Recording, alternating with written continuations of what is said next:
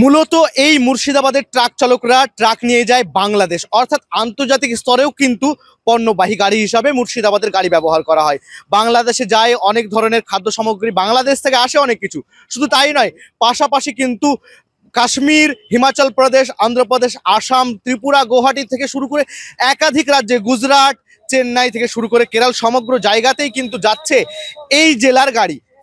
যখন এই জেলার গাড়ি 7 দিন থেকে বন্ধ আছে, মানে ভাবা যায় যে কিভাবে সমস্ত প্রক্রিয়া বন্ধ হয়ে গেছে, খাদ্য সামগ্রী আদান প্রদান বন্ধ হয়ে গেছে।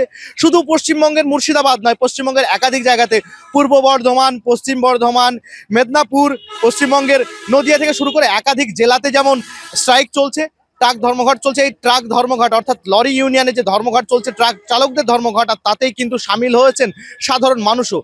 মূলত ট্রাক চালকরা মাসের শেষে হাতে গোনে পায় মাসিক বেতন হিসাবে 6 থেকে 8 হাজার টাকা, আর অতিরিক্ত বকশিস হিসাবে সব মিলিয়ে 15,000 টাকা। আর তাতেই যদি লক্ষাধিক টাকা জরিমানা দিতে হয়, তাহলে সেই জায়গায় ট্রাক না চালানোই ভালো। ঠিক এমনই মন্তব্য ট্রাক চালকদের। আর তারপরেই কিন্তু ট্রাকের চাকা থেমে গেছে, স্তব্ধ হয়েছে রাজ্য সড়ক থেকে জাতীয় সড়ক, ট্রাকের দাপাদাপি বন্ধ।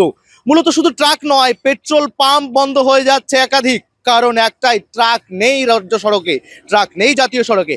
আর এভাবে যদি চলতে থাকে, দেশের অর্থনৈতিক দিকেও কিন্তু ধসে যাবে বলে মনে করছেন বিশিষ্ট জনেরা।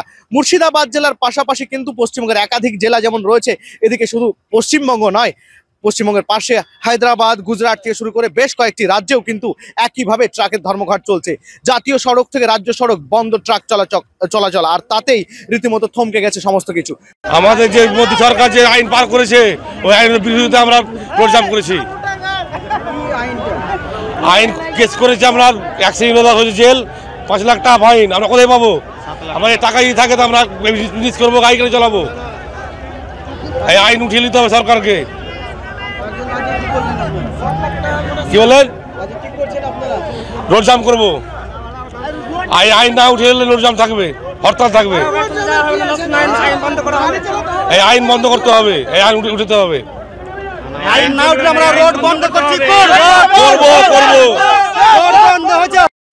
আমরা প্রতিটা ড্রাইভার, যতগুলো ড্রাইভার আছে, আমরা সবটি মিলে একজোট হয়ে ড্রাইভার আন্দোলন করছি যে আমরা এই যে এত আমাদের মাথার উপরে একটা বোঝা চাপে দেয় অমিত শাহ, বোঝা চাপে, তাদের আমার ছেলে মেয়ে তো আছে, আমরা তো সঙ্গে একটা ভাবনা চিন্তা করতে হয়েছে যে আমরা 10 বছর জেল, 7 লাখ টাকা জরিমানা আমরা কোথায় পাবো?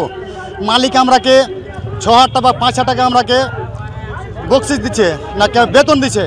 আমরা ওখান থেকে কী করে আমরা বাঁচবো, কী করে আমরা ছেলে পেলে সংসারে থাকবো? তার জন্যই আমরা এটা চাইছি যে আমাকে এটা আন্দোলনে উঠা হোক, আমরা এটাই চাই। আমরা সব ড্রাইভার ভাই একে তো আছো তো, না হলে কিন্তু আমরা লাইসেন্স জমা দিতে বাধ্য হব, গাড়ি চালাবো না। লাইসেন্স কিন্তু বাধ্য দিতে জমা দিতে আমরা বাধ্য হবো, গাড়ি আমরা চালাবো না। ড্রাইভার ভাই সব একে হও, এই আইন কারণ আমরা কিন্তু উঠতে চাই। আপনার নাম কি? হোসেন শেখ। কোথা থেকে এসেছেন? গাজীপুর থেকে, সাজির মোড়, গাজীপুর। মুর্শিদাবাদের ইসলামপুর থেকে ক্যামেরায় সঞ্জু খানের সঙ্গে রফিকুল ইসলাম, এভিএন বাংলা।